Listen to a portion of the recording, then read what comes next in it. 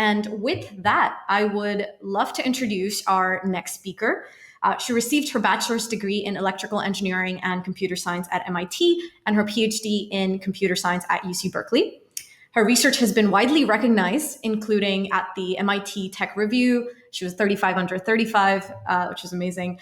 We couldn't be more honored to welcome Assistant Professor in Computer Science and Electrical Engineering at Stanford University, Chelsea Finn. Thank you for the introduction. It's really great to be here. I'm excited about this event because I think that so much of machine learning often focuses on how to change the algorithms rather than how to actually change the data. And so on that topic, today I'll be talking about algorithms that don't just leverage data for the particular task you care about, but trying to leverage data from other tasks and other domains. So in particular, I think that the typical paradigm that we often look at is one where we have a data set that we collected for a particular task. We train a model using that data set, and then we ultimately evaluate that model. However, in reality, there's a lot of challenges that come up in this paradigm.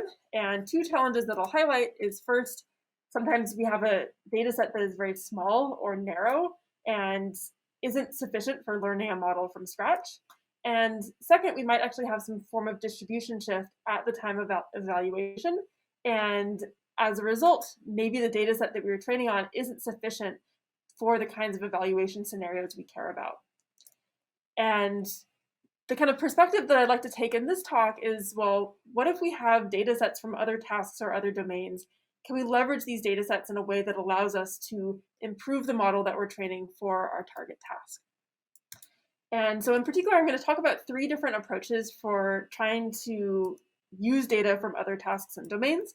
First, can we jointly train on prior data sets? Second, can we selectively figure out which prior data sets would be most helpful? And lastly, can we learn priors from previous data sets and use that to very efficiently solve the target task that we have at hand? And in each of these parts, I'm actually going to be talking about kind of a use case in a different application domain. So in the first case, we'll be looking at a robotics domain. The second case will be a computer vision domain. And the last case will be a use case in education. Great, so first let's talk about how we might leverage data sets by training jointly on those previous data sets. And the task that we wanted to solve here is we wanted to allow a robot to be able to detect whether or not it had successfully completed different tasks. And so we wanted a classifier to tell us, did the robot succeed or has it not yet succeeded at a task? And unfortunately, collecting data on real robots is expensive. It takes a lot of time. And so the data that we have available that we are able to collect is demonstrations of robots performing a few different tasks in one or a few different environments. And ultimately, we want a classifier that can not just generalize to this one environment and this few set of tasks, but to many tasks and many environments. And so instead of just trying to train a model on this very narrow data set, what we're going to ask is, well, instead of just using this data set, maybe we can leverage a lot of other data, such as data of videos of people performing lots of different tasks. And if we can try to combine these two data sets, maybe we'll be able to learn a reward function or a success classifier that generalizes much more broadly to many different tasks and many different environments.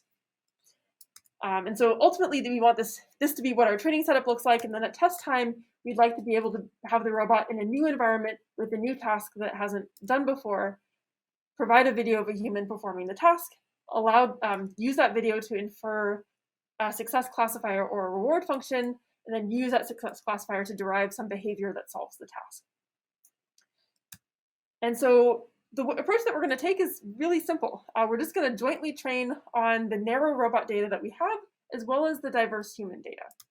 And so we're going to train a classifier that takes as input two videos and outputs whether or not those two videos are doing the same task.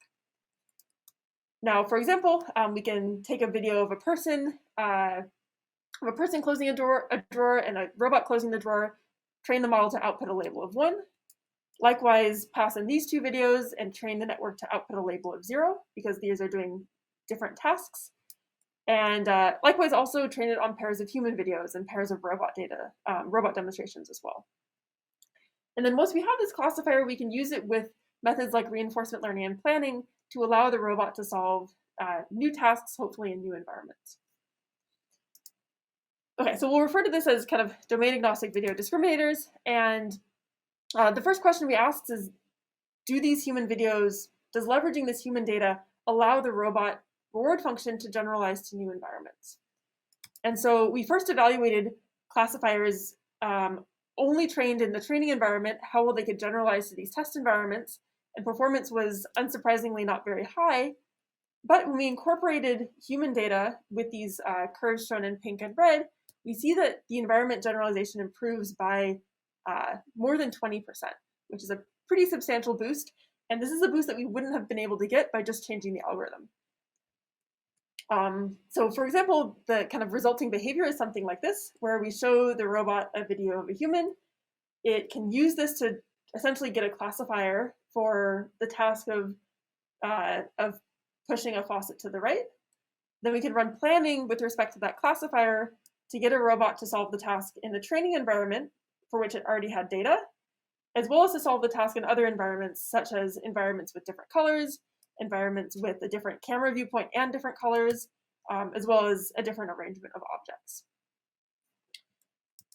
And then we also looked at whether we could actually do this on a real robot as well. So we collected a little bit of data on a real robot. We combined this with the video of the humans, and we evaluated whether the reward classifier could generalize to a new environment and new tasks in that environment.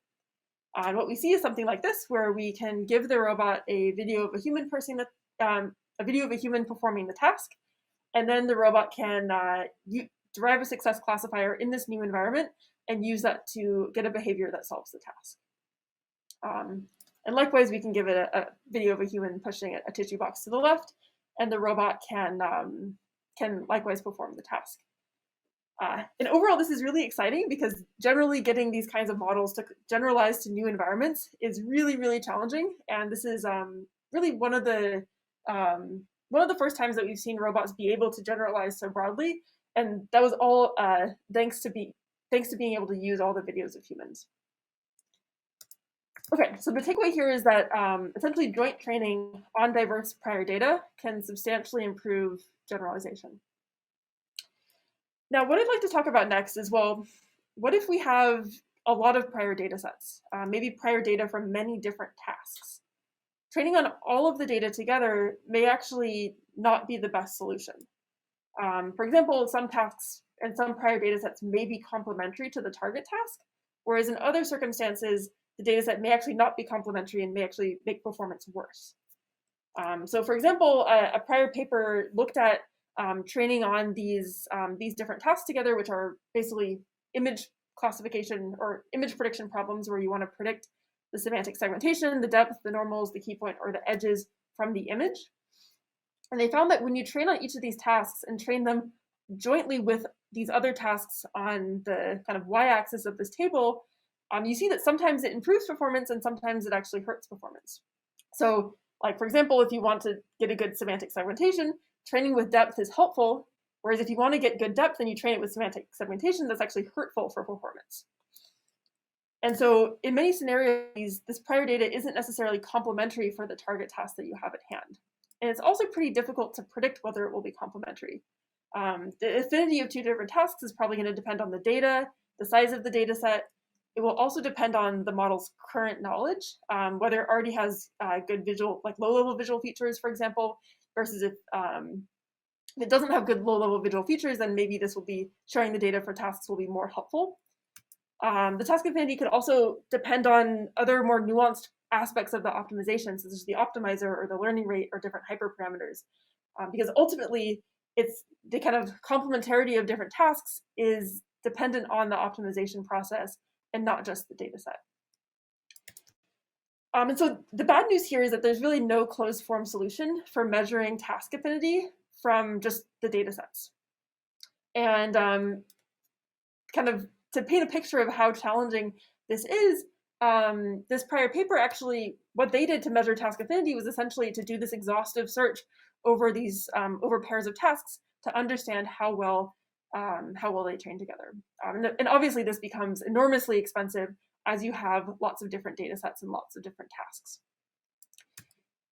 Okay, so that said, the good news is that it turns out that we can actually approximate these affinities from just a single training run. And so in particular, the way that this works is we first train all of the tasks together in a single multitask network. Then we analyze this optimization process of jointly training on everything to compute inter-task affinities. And then we can use these affinities to select kind of groupings of tasks that will maximize this affinity, and then ultimately train a network for each group of tasks. So this is kind of the general kind of approach that we'll take here. Of course, the most challenging step is this one right here, which is how do we actually go about analyzing a training run of a multitask learning problem and understand what the different affinities are. So the way that we approach this is we wanted to be able to measure how well data set for task I is helpful for solving a different task J. And this is going to depend on the task I and the task J, but also the current parameters of the model, because depending on the model's current knowledge, you may actually have different levels of kind of task complementarity. And so the way that we're going to measure this is we're going to do kind of a form of look ahead using the equation right here. And what this equation means is theta t is the model's current parameters, and theta t plus 1 conditioned on I corresponds to the parameters of the model after taking a gradient step on task I. And essentially what this ratio is telling us is it's telling us, after I take a gradient step on task I, does that improve my performance on task J? And so if this if this ratio is a small number, that means that you have that the task I has actually helped task J a lot. And if something that's larger than 1, that means that it actually hurt it. And so then when you do kind of 1 minus this quantity, then you get a number that is measuring something like task affinity. So if it's larger, that means that I is helpful for J, and if it's smaller, that means that it's less helpful. Now note this quantity is asymmetric. It is measuring how much I helps J, and it may be the case that J actually isn't helpful for I, even if the vice versa is true. Okay, and so this is actually relatively easy to compute. We don't necessarily have to compute it at every iteration. And once we compute this quantity of actually measuring how helpful gradient steps for task I are for J, then we will average over different training iterations to get a training level score for these for different pairwise task affinities. And then once we get those affinities, we can actually use that to determine task groupings and determine how which tasks should be kind of trained together and which tasks should be trained separately. Okay, so how do these task affinity groupings compare to prior multitask learning approaches? We focused on 2 different data sets that had a pretty large number of tasks. And here we're plotting the performance of kind of total test error, so lower is better here. And we're also plotting the relative runtime on a log scale.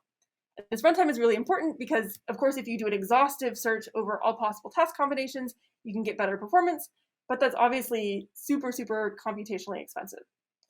And so the takeaway from this plot is that the kind of task affinity groupings that I mentioned before, shown in yellow here, they're able to essentially get the same improvements as these prior methods, but using tens or hundreds of fewer GPU hours. So we're essentially able to significantly improve multitask learning performance with much, much less computation. Great. So the takeaway here is that we can actually automatically select which tasks or which data sets are helpful as prior data when trying to jointly train on your target task as well as these prior tasks. Now, the last thing that I'd like to talk about is what if you're in a scenario where joint training doesn't make a lot of sense? Maybe your prior data is fairly large and you don't want to kind of have to retrain on them each time, or maybe the tasks are kind of you kind of still want to extract prior knowledge from them, but you don't want to train jointly. And in this case, we're going to be trying to learn a prior from the data sets that we can use when transferring to our target task. And we're going to look at this in an education domain.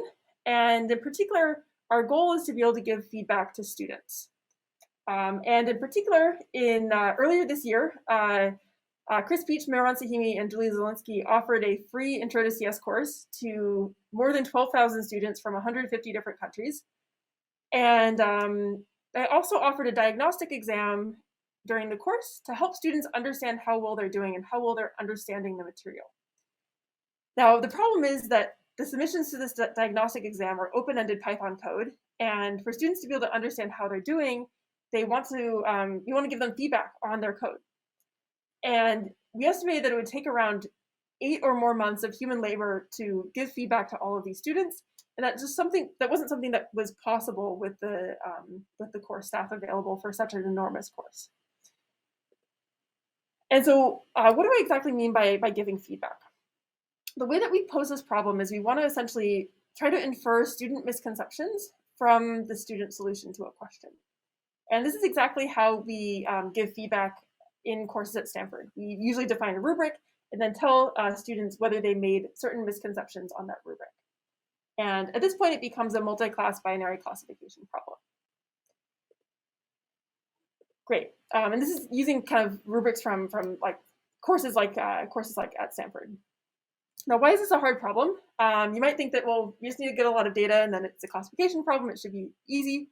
But it turns out that first, grading student work is very time consuming and it takes a lot of expertise. And so even annotating like 800 pretty simple block-based programming codes takes someone 25 hours. Also, students solve the problem in many, many different ways. And so you have this very long tail distribution of solutions that your system has to be able to handle. And lastly, we don't have an enormous data set of a single exam question because instructors are constantly editing their assignments and exams. And as a result, the solutions and instructor feedback look very different from year to year.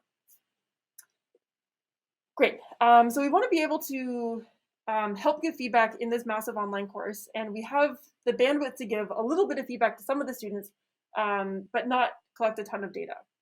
And so we want to be able to use prior data for doing this. And the prior experience is going to be 10 years of feedback from Stanford midterms and finals. And the target task will be to give feedback in the Code in Place course on new problems with a small amount of labeled data. And so in particular, this prior data set has 4 final exams and 4 midterms from Stanford's Intro CS course, CS 106, including a total of 63 questions and nearly 25,000 student solutions. And then each of these solutions has feedback from a rubric. And then the question is, at this point, how do we leverage this previous data in a way that allows us to quickly solve a target task and give feedback to students with a small amount of data for that particular question? And to do that, we're going to use build upon approach called prototypical networks, which is a few-shot learning approach. And it tries to essentially assume that you kind of break down each of your problems or tasks into a support set and a query set, and then use the support set to derive a prototypical embedding for each label. And then once you have this prototypical embedding for each label, such as like positive and negative, then you're going to try to classify a new example in the query set by looking at the distance to each of those 2 prototypes. And so you can kind of visually depict it as something like this, where the prototypes are shown in black, which are the average of the examples that you have. And then to evaluate a new example, you'll look at the distance to each of the prototypes. So mathematically, it looks something like this, where P corresponds to this kind of prototypical embedding. X is the example, and then we're going to be measuring the negative LT norm between each example and the prototype. Okay, so going back to the example that I mentioned before, X will be a sequence of discrete tokens, such as Python code, and we'll use a stack transformer, specifically a Roberta model, to encode the code into a embedding space. And then once we have this embedding space, we'll train it with prototypical networks to generalize to new examples from a small amount of data. Now, unfortunately, combining transformers with prototypical networks out of the box doesn't work very well. And the reason for this is that we still don't have that much prior data, and we need to still kind of get past the fact that we don't have enormous amounts of education data. So attention isn't quite all you need for this. And I'll overview the 3 tricks that we did now. So the first thing is that we had around 259 tasks, that classification tasks of giving feedback on the rubrics. And oftentimes meta learning operates on thousands of tasks. And so what we can do is we can essentially bring data augmentation up to the level of tasks and create tasks like close style tasks or tasks where you're trying to predict the compilation error, and use this to augment the set of tasks that we have in addition to predicting rubric items. The second trick is using site information. So in general, we need to infer how to give feedback from only 10 or 20 examples, and this can leave ambiguity. And so what we'll do is we'll use site information, which corresponds to the rubric option name, as well as the question text. And we'll feed this as site information into our model by encoding it and then kind of prepending that site information as the first token in the stack transformer. And then the last trick is instead of only using these Stanford prior education data from Stanford, we're also going to pre-train the model using unlabeled Python code. And so in practice, we'll initialize the embedding network from weights that are pre-trained on in a self-supervised way from Python code. Okay, so the overall architecture looks something like this, where we're going to be essentially taking all of the previous data that we have, encoding the student solutions into it, and training it such that these prototypes lead to an effective generalization and allow the network to effectively give feedback to new student solutions. Great, so how will this work? First, we evaluated the system offline using the data that we had, using held out questions or exams from the Stanford data. And overall, we found that it actually works pretty well. We were actually fairly surprised by how well the system works. So here we're comparing the results to a human TA, which gets our average precision of around 82%. And in the case of a held out exam, there's still room for improvement, but we are doing substantially better than a supervised learning system. And when you only hold out a rubric and not hold out an entire exam, you're actually able to outperform the human performance. Great, and then we also ran a number of ablations on all of the different kind of axes that I talked about before, such as task augmentation, the architecture, and so forth. And we actually see that all of these things are really super important for performance and lead to around a 10% improvement in the average precision when you use or don't use these different design choices. Great, and now finally, we also actually deployed this to the Code in Place course that I mentioned before. So on May 10th, earlier this year, the students took the diagnostic and we gave them feedback using an interface like this, where essentially we matched the rubric item to some text that was written by the instructor and gave them the corresponding text. We asked them if they agreed with the feedback or not. We also used attention to highlight parts of the code that the error contains. And then it's lastly also worth mentioning that syntax errors like the one here would prevent unit tests from being useful. And this is really why it's important to use, why using things like neural networks to look at these open-ended code is so important compared to just using unit tests. Great, and then so we ran a blind randomized trial evaluated by the students who were taking Code in Place. Humans gave feedback on around 1,000 of the answers, and the model gave feedback on the remaining 15,000 solutions. And around 2,000 of the solutions could be auto-graded, and we didn't include those in the analysis. And what we found is that in both cases, both with human feedback and feedback from the model, humans actually agreed with the feedback around 97 to 98% of the time, which was actually super high.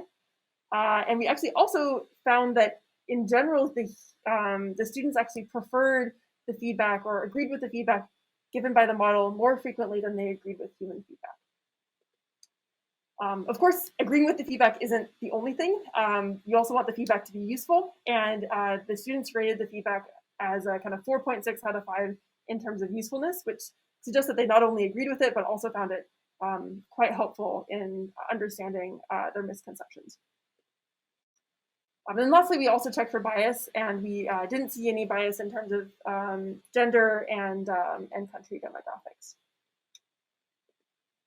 Great, so the takeaway here of this last part is that we can, instead of jointly training on things, we can also optimize for transferable representation spaces, which allow us to essentially solve target tasks with a small amount of data. With that, I'd like to thank my students and also especially the students and collaborators who played a large role in the work that I presented, and looking forward to your questions. Amazing. Thank you so much, Chelsea. This was really insightful. As somebody who spent a very large amount of time grading Stanford classes and homeworks, this is very exciting that you were able to get this to work, and also so well that people preferred the ML model over humans. Also, just struck me, for a lot of classes we just have auto graders failing. So the fact that you were able to give feedback that people preferred, I think, is just really cool to see and really amazing. So thank you for that presentation. We have a lot of questions from the chat or the Q&A popping up. Connor asks, do you think the same lessons for multitask learning apply to learning multiple domains or data distribution simultaneously? Absolutely. When I think about a task, I often think about it as essentially like a data set and a loss function. And I think that basically everything that I talked about with regard to different tasks also applies to different domains. Amazing. John just asked, he said, did you consider using the Stack Overflow dataset along with the Stanford CS course data? I think that's a pretty interesting idea. I'm not familiar with the Stack Overflow dataset in particular, but a lot of the datasets that we looked at didn't have kind of high quality feedback that they were giving to someone. I think that the Stack Overflow dataset could probably be useful as pre-training or maybe as augmentation to try to improve performance, but not as not necessarily as like a core training set. Makes sense. That makes sense. We also had a talk earlier from Justin from Intel talking about machine programming, and there they were also spotting like bugs or errors in the data set. Seems like maybe some of those concepts could apply here as well, or yeah, related at least. We have another question from Connor. He said, would conditional batch normalization be a useful way to add the site information embedding? Yeah, that's a good question. I think that in general, I've had success with things like conditional batch normalization film, especially in convolutional networks. I think that is not nearly as common in transformer style models. And so we found that prepending seemed to work pretty well, but there are probably, and we explored a few different ways, but the design space is also pretty large and plenty to explore there. Makes sense. Thank you. Question from Anu. They say, in the identifying task grouping approach, the benefit of the task J on the task I is based on the change in training loss. What about the change in validation loss? Yeah, that's a great question. So I believe in all the experiments, we looked at the change in training loss, but it's actually pretty straightforward to also just instead look at the change in validation loss. And if you expect that it would be helpful for regularization rather than for optimization and so forth, then I think that something like that makes a lot of sense. And it wasn't something that we experimented with it, but I think it generally makes a lot of sense and something definitely to try. Makes sense. Another question from Connor. He says, sorry for so many questions. Not at all. I think it's exciting to see the enthusiasm. He says, could you give an example of how task augmentation would work with Omniglot? Yeah, I think that this is a great question. The task augmentations that we considered were somewhat domain specific to either language or code, but the kind of general principle of task augmentation can certainly be applied to things like image recognition. And I think that the way that it would work is you essentially derive some auxiliary tasks from the data. It could be self-supervised tasks, for example. It could be maybe you have some metadata about like the number of strokes that was taken in Omniglot or something like that, and define some additional tasks based on those kinds of objectives and kind of add those to the other meta training tasks that you have available. For our attendees that may not be familiar, could you talk a little bit about Omniglot, just so people have context? Yeah, exactly. So Omniglot is a character recognition data set. It's I like to think of it as the transpose of MNIST. It has around 1,600 characters and 20 examples per character. So it has a lot of classes, only a small amount of data per class. And it really emphasizes the ability to kind of distinguish characters for new data sets that you haven't seen from a very small amount of data. Amazing. Thank you so much, Chelsea, for joining us today for the wonderful presentation and for taking the time to answer all of our questions. It was really great having you. Thank you.